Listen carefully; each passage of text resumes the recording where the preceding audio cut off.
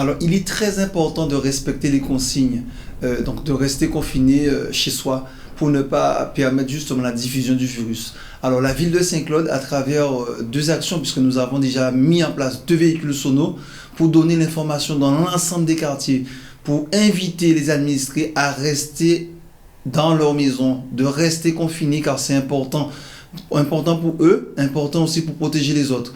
Donc, nous avons mis un numéro d'urgence, c'est un portable 06 90 63 22 66. Donc, vous allez pouvoir rejoindre la DGS de la ville de Saint-Claude et à ce moment-là, elle va filtrer les choses. L'essentiel, c'est de traiter uniquement les urgences. Alors, dans ce cadre-là, l'État nous a demandé aussi de mettre en place un certain nombre de services obligatoires. Donc, vous allez voir essentiellement 2 services qui fonctionnent. Il y aura une permanence à l'état civil de 9h à midi. Donc, je rappelle encore, la permanence ne va traiter que les urgences, les actes de décès, de reconnaissance, d'enfants morts, ou voilà. Donc, vraiment, je vous invite à appeler le même numéro, le portable 06 90 63 22 66. Alors, nous avons également mené d'autres actions, puisqu'en fait, il ne faut pas oublier les actions sociales, les personnes isolées et les personnes vivant seules.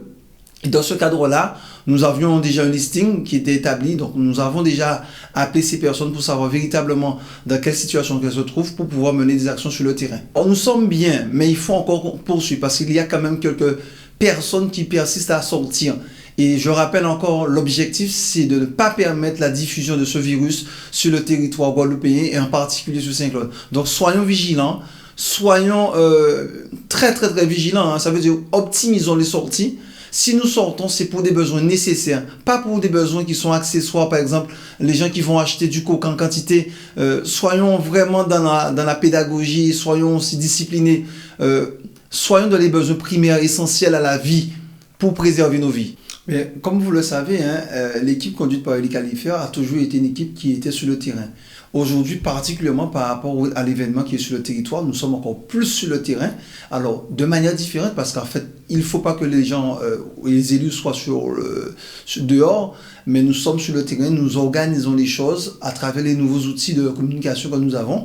Donc, nous faisons des réunions à distance, mais nous travaillons pour la collectivité, pour la ville de Saint-Claude et pour les administrés de Saint-Claude.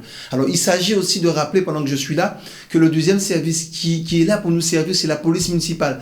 Non pas pour nous pénaliser, mais pour faire de la prévention. Il s'agit de faire des rondes pour rappeler les règles importantes, de rester confiné et de limiter les sorties. Donc, la police municipale fait un travail certain en collaboration avec l'équipe municipale. Et je rappelle aux administrés que il faut qu'on soit ensemble sur cette affaire-là pour régler ce problème-là. Il faut jouer le jeu. Les élus jouent le jeu, les services jouent le jeu parce que c'est difficile pour les services. Il reste à la population à jouer le jeu. Et nous savons que nous pouvons faire confiance à la population saint-claudienne.